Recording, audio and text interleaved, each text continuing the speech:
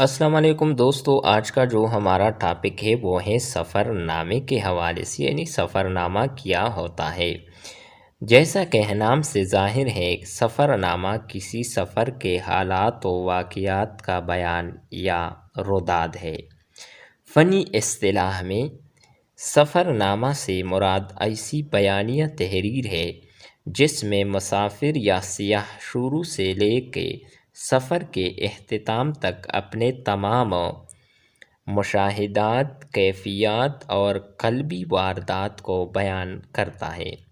سفر نامے میں صرف خارجی ماحول کو بیان نہیں کیا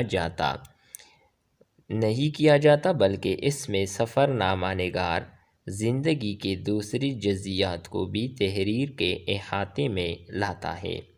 اردو کا پہلا سفر نامہ نگار یوسف خان کمبل پوش ہے، جس کا سفر نامہ عجائبات فرنگ 1848 میں شائع ہوا۔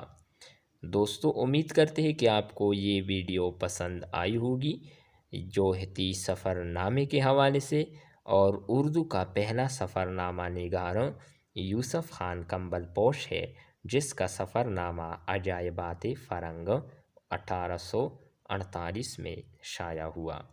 نیکسٹ ویڈیو کے ساتھ دوبارہ ملتے ہیں۔ اللہ حافظ۔